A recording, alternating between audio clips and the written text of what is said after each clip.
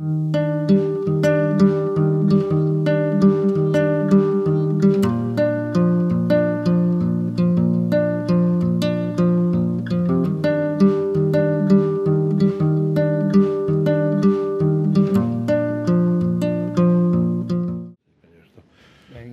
pues vamos a seguir con la siguiente comunicación.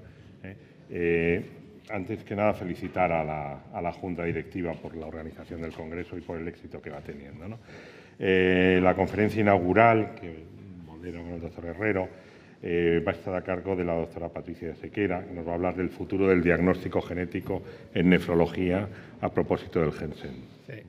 Bueno, queremos, buenos días, queremos dar la enhorabuena, doble enhorabuena, a la Junta Directiva de la SOMANE por elegir este tema, porque es un tema tan destacado y que puede, y de hecho va a marcar el futuro diagnóstico de los pacientes renales, y a la ponente, a la doctora Sequera, por liderar este proyecto desde la Sociedad Española de Nefrología, desde la Gensen, ¿no?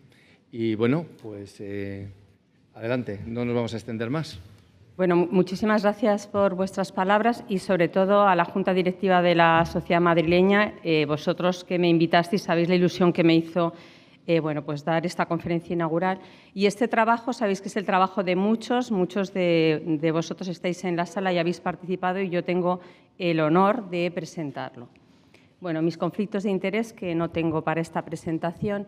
Y antes de hablar de este proyecto, me gustaría hacer una pequeña introducción de genética, que como sabéis la genética está en el ADN, pero revisar un poquito cómo es el flujo de esta información genética para posteriormente hablar del diagnóstico.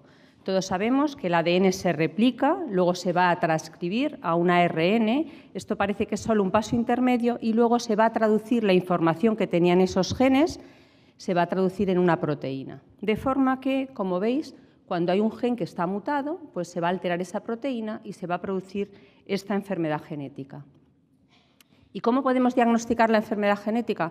Pues tenemos tres tipos de pruebas. Las primeras serían las pruebas citogenéticas, que lo que van a hacer es analizar los cromosomas. Aquí tenemos un cariotipo, como veis hay 46 cromosomas, 23 pares, y podemos tener alteraciones en los autosomas, o bien tener alteraciones en los cromosomas sexuales de forma dominante o recesiva, y en el estudio pues, se va a ver si hay algún cromosoma de más, algún cromosoma de menos de lo que tiene que haber, y el más conocido por todos es cuando hay en el par 21, pues hay un cromosoma más, la trisomía 21.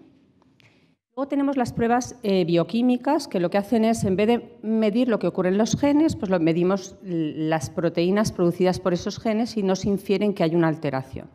Y por último, lo que más se utiliza son las pruebas moleculares, que lo que hacen es detectar esas pequeñas mutaciones que hemos visto en la fotografía, que van a dar lugar a una alteración en la proteína y, por ende, una alteración, una enfermedad genética. Y vamos a tener distintos tipos, los 4 que pongo ahí. El primero sería la variante única dirigida, que es como cuando hemos encontrado una alteración, una mutación en un paciente y queremos saber si es algo familiar o no. Entonces se estudia a los familiares.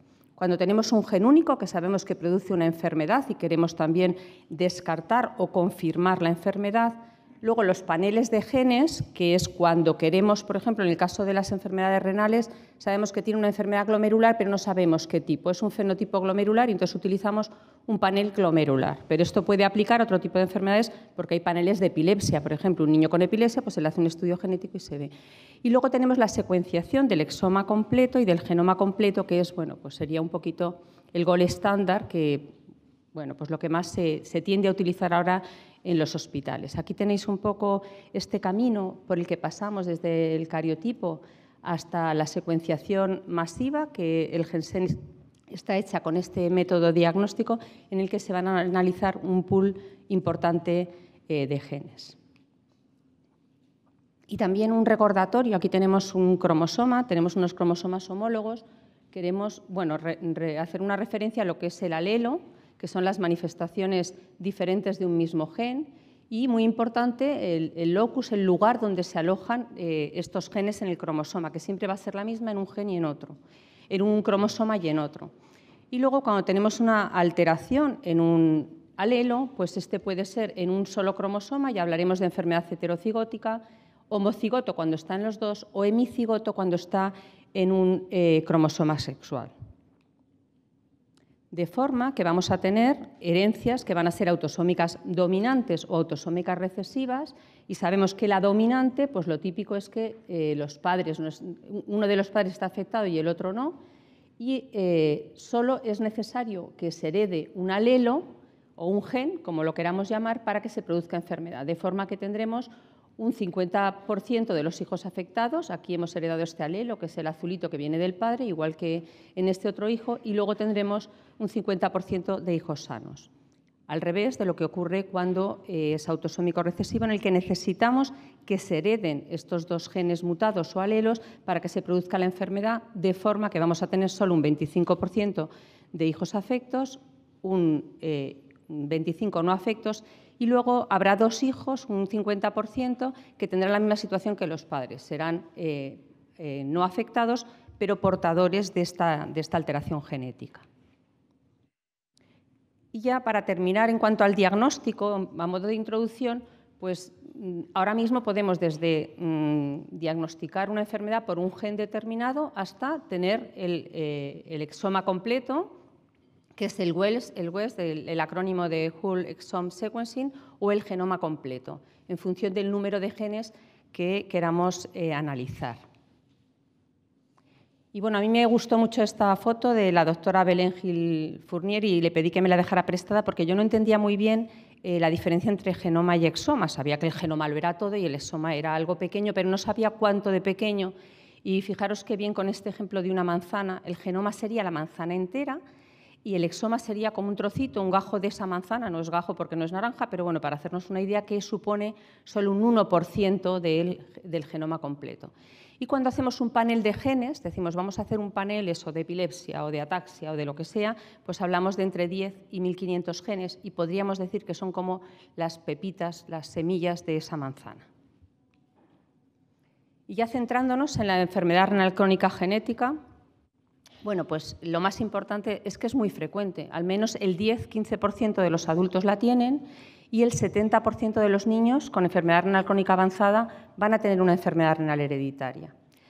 ¿Y en quién va a ser este porcentaje muchísimo mayor? Pues cuando aparezca en edad temprana, ya lo hemos dicho, 70% de los niños. Cuando haya antecedentes familiares de enfermedades renales, yo creo que esto es algo que no tenemos todavía claramente integrado, hay que buscarlos y buscarlos, no simplemente preguntar el primer día, no antecedentes familiares en la consulta, sino volver a preguntar y repreguntar. Cuando hay consanguinidad, por motivos obvios de la genética, cuando hay una enfermedad congénita o quística y también cuando hay un fenotipo que afecta también a otros órganos, es decir, que tiene manifestaciones extrarrenales. Me ha gustado mucho esta revisión, que aunque está enfocada al trasplante, la verdad es que viene muy bien para comentar en esta conferencia. Bueno, pues habla de la sospecha genética, que es lo que hemos dicho, los test genéticos que hay que hacer. Y me parece muy interesante el impacto de este diagnóstico genético. Ahora que tenemos tan en cuenta el paciente y lo que piensa el paciente y lo que le afecta al paciente, pues sin duda alguna desde el punto de vista profesional, pues está claro que hay que hacer un diagnóstico genético y que tiene múltiples beneficios, diagnóstico temprano, consejo genético, etcétera. Pero me gustaría también remarcar algunas desventajas, y es que a veces encontramos variantes de significado incierto. Veremos que en el GenSen ha habido un porcentaje muy alto y realmente no sabemos qué decirle al paciente. Le genera con frecuencia ansiedad, tiene un impacto en la familia, social y también profesional. El sentido de culpabilidad, yo creo que todos los que tenemos pacientes con enfermedades hereditarias sabemos lo que les supone el decir a mi hijo, en vez de dejarle un piso, le he dejado una poliquistosis, por ejemplo. Esto es tremendo y les afecta mucho. Y luego, no ocurre en España, donde la sanidad es universal y gratuita, pero sí en algunos otros países, pues a la hora de hacerse un seguro médico, pues esto puede tener una repercusión. Bueno, las guías KDIGO de enfermedad renal crónica, que ha salido ya la versión, la definitiva, en el año del abril del 2024, pues como veis dice que hay que hacer un esfuerzo grande por llegar a la etiología, utilizando todos los medios que estén a nuestro alcance, desde bueno, pues el examen físico, la historia médica y, por supuesto, también apoyarnos en la enfermedad genética, y en los antecedentes familiares. Y ahora hablando de los grupos de enfermedad de diagnóstico, de enfermedad renal primaria, pues la verdad es que ha habido cambios, ¿no? Vamos mejorando. Yo también soy muy crítica con el tema de los registros, pero en el año 95 veis que ahí no aparecía la enfermedad hereditaria, no existía, o sea que no pensábamos que pudiéramos tener personas en diálisis o trasplantadas con enfermedad renal hereditaria. Y sin embargo ya en el 2018, pues como veis aquí ya aparecen las enfermedades familiares o hereditarias. Si bien cuando nos vamos al registro, y pongo los datos del 21 porque en los del 22 no salían todos estos, vemos que las enfermedades renales hereditarias son solo del 1,9%, ni siquiera lo pone, pero yo lo he conseguido el dato, o sea, no corresponde con la realidad, a eso habría que sumar seguro la poliquistosis, pero hay mucho infradiagnóstico y probablemente esté en las causas desconocidas. Como sabéis, la causa más frecuente es la diabetes mellitus, y el 18% de las personas en tratamiento renal sustitutivo tienen una causa desconocida. Como ya ha comentado María, esta es una cifra que yo creo que nos debe de dar vergüenza, ¿no? Esto quiere decir que 2 de cada 10 pacientes inician tratamiento renal sustitutivo y van a estar toda su vida en tratamiento renal sustitutivo, sea la modalidad que sea, hasta que se mueran, sin que sepamos el porqué. Así que sí, yo me avergüenzo como sanitaria, como nefróloga y, bueno, yo creo que como sociedad tenemos que hacer algo. Si bien cuando analizamos los datos de otros registros, y estos son los datos del registro europeo de diálisis y trasplante, pues vemos que los datos todavía son un poquito peores, ¿no? Y incluso 1 de cada 3 pacientes tiene una causa de etiología desconocida. O sea que este es un problema que tenemos todos y que tendremos que darle una respuesta. Y bueno, yo ya sabéis que no soy nada conformista, mal de muchos, consuelo de tontos, pues no. Y creo que estamos haciendo algo mal y que tenemos que poner solución. Yo creo que seguramente desde la SOMANE podamos dar alguna solución a esto. Y es que esto tiene una repercusión muy importante en los cuidados que damos a nuestros pacientes. Y pongo ya, estos son datos que se presentaron en el registro del 2023, del registro americano, y vemos como precisamente los pacientes que tienen una enfermedad de etiología desconocida son los que han tenido menos cuidados prediálisis, son los que menos tienen seguimiento más de un año. Y probablemente es que estos pacientes son aquellos en los que llegamos tarde, ya tienen un riñón, pues eso, pequeñito cuando entran en diálisis y ya no hacemos un esfuerzo por llegar al diagnóstico, porque realmente el esfuerzo es mucho mayor y la rentabilidad mucho menor, pero a lo mejor tendríamos que esforzarnos más.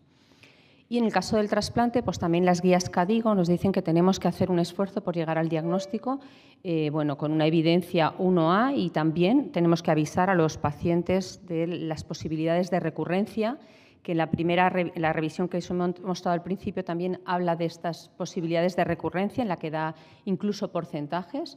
En la glomerulopatía C3, por ejemplo, del 67 al 84, y nos dice qué es el tratamiento, cuál debe de ser el manejo en el trasplante. Bueno, no quiero hacer una revisión de esto, pero simplemente que lo tengamos presente. ¿Y podemos disminuir estas etiologías no filiadas de enfermedad renal crónica? Pues sí, yo creo que la SEN bueno, llevó a cabo este proyecto marca SEN, como proyectos marca SOMANE, yo creo que es lo más importante, porque además son proyectos independientes. Y, por supuesto, quiero agradecer a la industria sin cuya colaboración hubiera sido imposible, a Alexion, Alnilam, AstraZeneca y Chiesi, y también a la empresa Health-in-Code, que es la que elegimos para que nos hiciera el estudio genético. Están Borja Quiroga y Alberto Ortiz en la sala, que ellos recordarán cuando nos reunimos en el hospital para ver qué empresa elegíamos, y yo creo que elegimos fenomenal, ¿no? No hay la menor duda de que fueron buenos compañeros para trabajar y nos han apoyado y lo han hecho muy bien. Bueno, pues ya sabéis que la hipótesis es que hay un alto porcentaje de enfermos sin una causa clara en tratamiento renal sustitutivo, que era del 18% en España y del 21,2% en la Comunidad de Madrid. Estoy hablando de datos del 2022. Y nuestro objetivo era reducir este porcentaje con la idea de ofrecer a los pacientes el mejor tratamiento, un tratamiento personalizado y una reducción de la recurrencia en el trasplante. Los criterios de inclusión es que tuvieran un filtrado menor de 15, tratamiento renal sustitutivo y que firmaran el consentimiento informado. Y para el estudio, pues lo que hicimos fue lo que os he comentado. El diagnóstico fue por un panel de secuenciación de nefropatías, lo que se llama Next Generation Sequencing, Y el estudio incluyó 529 genes.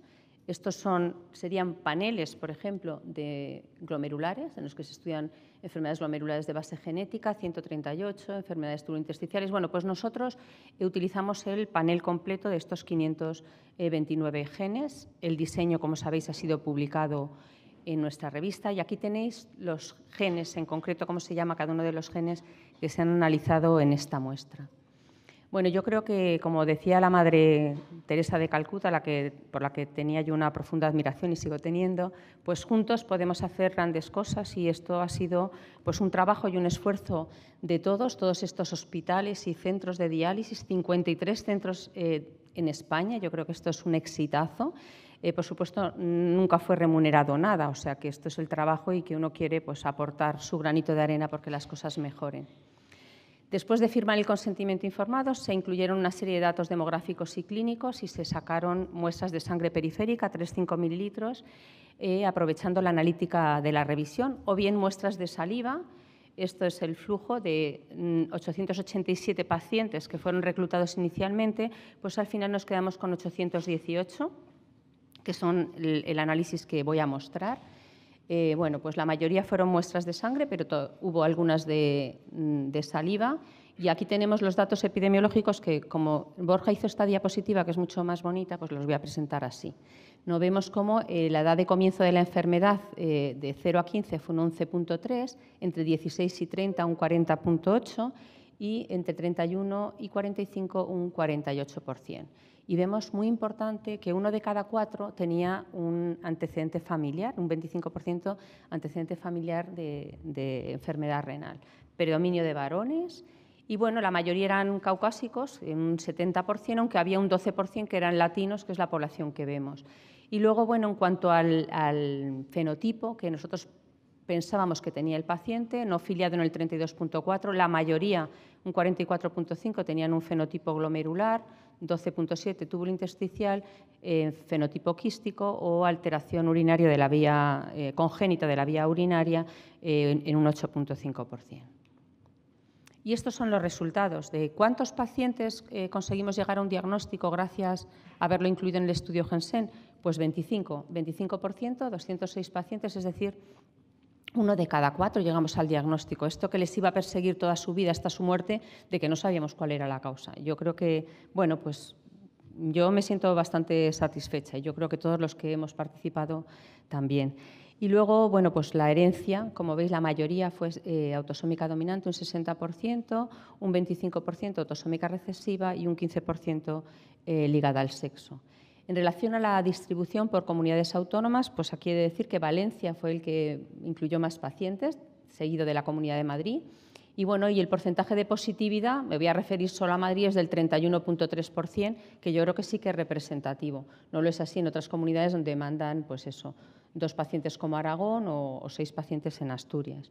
Y algo muy interesante es que de los pacientes que se excluyeron en el análisis fueron aquellos que no cumplían la edad, porque luego claro, cuando pones la fecha de nacimiento dices, pues este no cumple, aunque lo incluyera el investigador, o que tuviera una poliquistosis diagnosticada previamente. Bueno, pues de esos 22, 19 fueron por edad. Y fijaros, cuando quitamos esos pacientes que eran mayores de 45 años, cómo baja la rentabilidad diagnóstica del estudio genético, que baja de un 25%, como habíamos visto, a un 15%. Bueno, luego en cuanto a las variantes, ¿qué tipo de alteración genética tenía el paciente? Pues fijaros que la mayoría, hablaba de esto al principio, son variantes de significado incierto, ¿no? Un 5% son patogénicas o probablemente patogénicas, y yo esto me lo he tenido que estudiar, lo reconozco porque yo no lo entendía, no sabía lo que era. Pero bueno, aquí tenéis en colores, cuando es patogénica es que se ha demostrado que causa la enfermedad, probablemente patogénica, más del 90% causa la enfermedad, y aquí, en estas variantes de significado incierto, fijaros qué espectro más grande hay de posibilidad de enfermedad o no. A mí esto me recuerda, y aquí hago un comentario de abuela cebolleta, se reirán mis residentes, cuando yo empecé la residencia no estaba claro lo de la hepatitis C, era una no A, no B y enseguida, bueno, que acababa de clonarse y empezó a llamarse C. Era idiopática. Entonces, yo creo que aquí, en estas variantes de significado incierto, estoy segura que de aquí a 10 años los jóvenes veréis un montón de variantes que van a pasar a causa patogénica o probablemente patogénica. Pero esta es la realidad de hoy en día. Y cuando nos comparamos con otros estudios, pues he puesto solo dos. Este es de China, que son 1.001 niños, pues tienen más positivos, pero claro, son niños y ya hemos dicho que la edad es un factor muy importante. Y en este es otro, una cohorte irlandesa de 138 adultos, bueno, pues hay más positivos, pero igualmente he de decir que son antecedentes familiares de enfermedad renal crónica. O sea que, bueno, yo creo que el 25% debe de ser la realidad. Y aquí ya los resultados en cuanto a la enfermedad, como veis, la más frecuente fue enfermedades del colágeno, del espectro del síndrome de Alport, seguido en un 19% de las podocitopatías y luego la nefronoptisis en un 11%. Bueno, esto es la probabilidad de que se haya acertado con el fenotipo y luego hagamos el genotipo. Entonces, aquí tendríamos el fenotipo, se acertó en un 24% de enfermedad renal crónica no filiada, el 24% de los que tenían enfermedad fenotipo glomerular, un 30% túbulo intersticial. Vemos aquí como, obviamente, la poliquistosis en un 80% y las alteraciones congénitas de la vía urinaria en un 20%. Así que, como conclusión, el estudio Jensen ha conseguido diagnosticar la causa de la enfermedad renal en un 25%. La enfermedad más frecuente diagnosticada es el síndrome de Alport y el patrón de herencia más frecuente el autosómico dominante. Y nosotros creemos que conocer la causa genética cambia de forma radical el manejo del paciente, nos permite tomar medidas que retrasen la progresión y orientar de forma precisa y personalizada el tratamiento. Y bueno, estos son los centros. De nuevo, agradecimiento y el orgullo de haber pertenecido a este proyecto y comunicaros que ya está aceptado en el American Journal of Kidney Disease, así que enhorabuena a todos. Este es el Visual Abstract. Y ya para terminar, he querido hacer un pequeño análisis de lo que ocurre en la Comunidad de Madrid en relación al Jensen, que, bueno, como veis, hay 11 centros que han participado y supone un porcentaje importante del Jensen. Y aquí son las tablas comparativas. Bueno, pues vemos que supone un 21,5% de los centros, hay un 17% de pacientes, de esta cohorte de pacientes son madrileños o viven en Madrid. Tenemos en Madrid un porcentaje de un 5% más de mujeres, tenemos también un porcentaje mayor de glomerulopatías, un 10%, y 9% menos tenían como fenotipo la causa no filiada. En cuanto a los resultados, pues son muy similares. Vemos aquí que también encontramos un 25% de positividad, o sea que yo creo que esto puede aplicar a todos. Y ya en el caso del patrón de herencia, pues no es idéntico, porque aquí aparecen, bueno, creo que en la siguiente diapositiva lo veis mejor porque he puesto los comparados. Aquí hay más enfermedad autosómica dominante y hay menos ligada al X, que son 15 ligada al X, perdón, del 15 baja un 6%. No me preguntéis por si explicaciones, porque bueno, pues de esto habría que pensar, yo no puedo daros una explicación. Y también sorprende que en nuestros datos la primera causa es el síndrome de Alport, pero la segunda son las tubulopatías, mientras que en el caso del Jensen son las podocitopatías. Bueno, esto es un estudio que yo creo que es el más importante, que tiene una prevalencia de alteración genética del 9,3, pero no tiene nada que ver con nuestro estudio, porque es un estudio general, pero sí que quería mostrar que las alteraciones del colágeno pues son las causas más frecuentes. Y esto es una cohorte muy grande que hicieron de sumar dos estudios, un registro de la Universidad de Columbia y del estudio Aurora, que como sabéis fue con una estatina, con rosuvastatina. Y aquí también quiero destacar que hasta el 28,3% de los pacientes tenían antecedentes familiares, en los nuestros un 26%, y la importancia que tiene el reconocer estos antecedentes familiares. Hubo una conferencia de genética en enfermedad renal crónica y ya hemos dicho muchos de los factores que se consideran de riesgo, pero no hemos incluido estos que voy a decir ahora, y es que el paciente tengamos la sospecha de que pueda tener una enfermedad potencialmente tratable y curable, como es tratamiento enzimático de reemplazo en la enfermedad de Fabry, cuando vaya a ser un potencial donante y tenga una enfermedad monogénica, cuando no podamos realizar la biopsia renal porque tiene pues, un riñón único, o, bueno, tenga complicaciones, sea más difícil.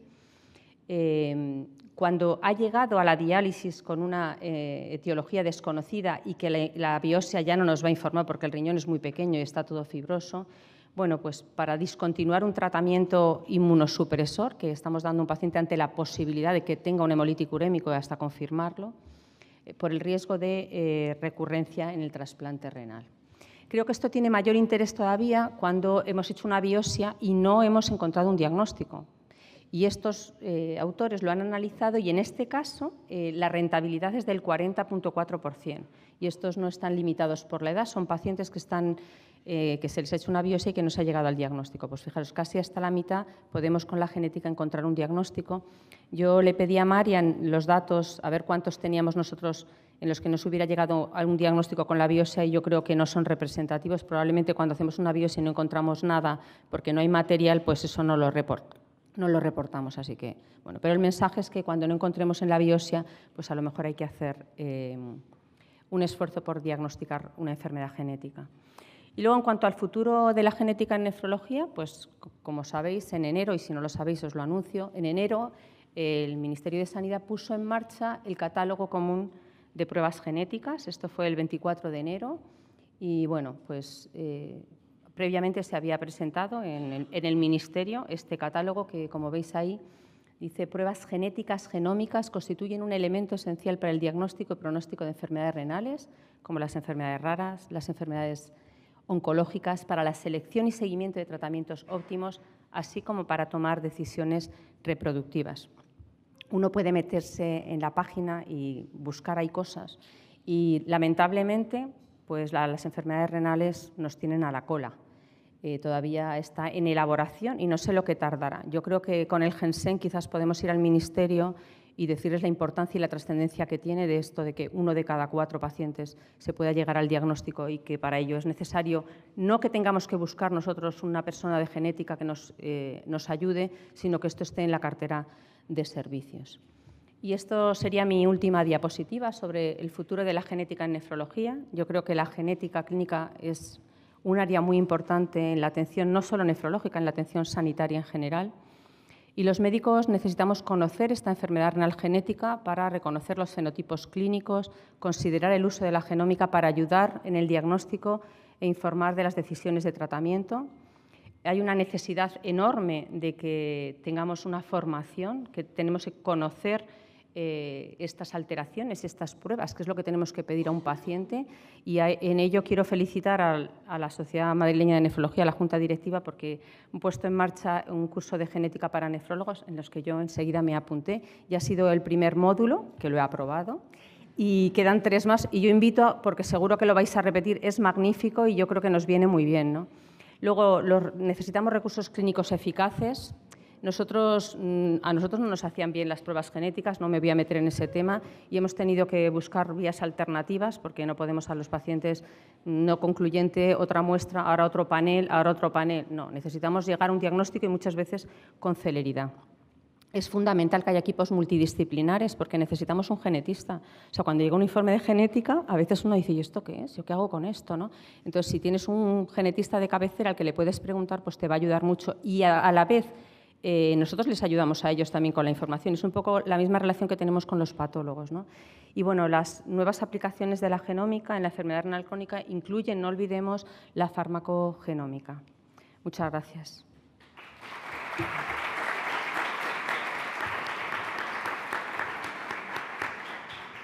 Muchas gracias, doctora Sequera, Patricia, por tu magnífica conferencia. Por el formato propio de la conferencia inaugural no se admiten preguntas. Entonces, bueno, darle la enhorabuena al grupo y ya nos has contado los proyectos tuyos, los proyectos con la SOMANE, así que gracias de nuevo. Pues nada, muchas gracias, Patricia, y damos paso a la siguiente sesión. Cuando queráis.